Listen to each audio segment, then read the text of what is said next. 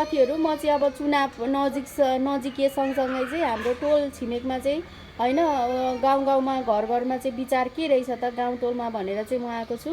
ल बहिनी यसपालि भोट चाहिँ केमा? माटोमा दिदी। माटोमै नै चाहिँ किन अब यत्रो होइन विभिन्न पार्टीहरू छन्, विभिन्न अहिले चुनावमा उठ्नुहुने हाम्रो प्रतिनिधिहरू छ, माटोमै चाहिँ किन?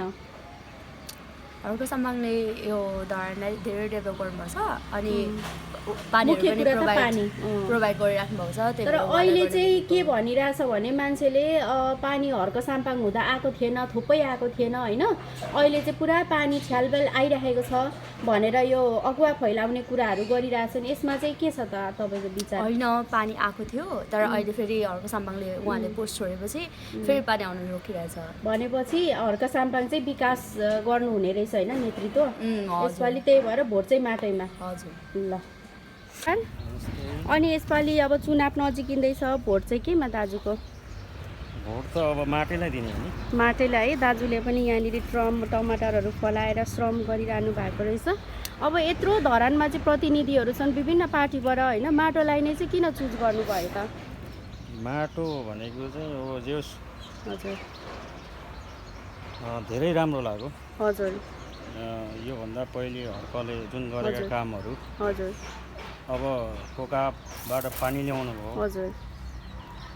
तर कोकाबाट पानी ल्याउनु भयो तपाईँले भनिराख्दाखेरि यहाँनिर कति मान्छेहरूले चाहिँ आइन्द्र बेगाले खुवाएको पानी भनिरहेछ नि त। त्यो होइन, त्यो गलत हो है, त्यो झुट्टो हो। आइन्द्र बेगा भनेको हिजो भर्खर आउनुभएको। हजुर। यो चुनावी हजुर आइसकेपछि चाहिँ यहाँ फेरि एकदम सुखापन भयो। यो टमाटर चाहिँ हामीले हजुर पहिला मेयर हुँदाखेरि रोपेको प्रशस्ति पानी थियो। अहिले ऐन्द्र बेगाले जुन मेयरको पद सम्हाल्नुभयो त्यहाँदेखि झन् समस्या भयो। समस्या फेरि पानीको समस्या छ है। भनेपछि अब यसपालि सबै जनताले चाहिँ हाम्रो माटो श्रम संस्कृति पार्टीको चाहिँ अध्यक्षलाई चाहिँ जिताउने। हजुर हस्, धन्यवाद दाजु।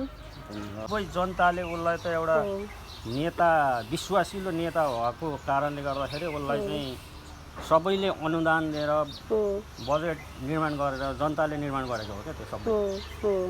यो चाहिँ हर्केलाई चाहिँ मान्नुपर्छ त्यो।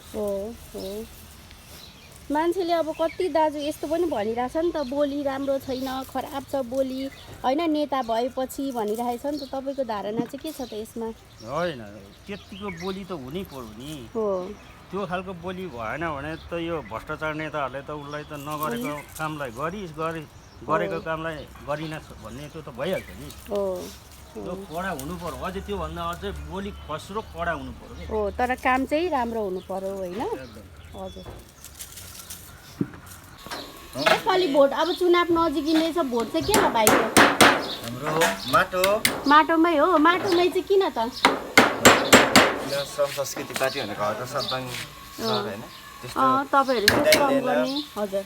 श्रम अब अहिलेसम्म त्यत्रो अहिलेसम्म केही गरेको छैन। आएर अहिलेसम्म गरेको छ।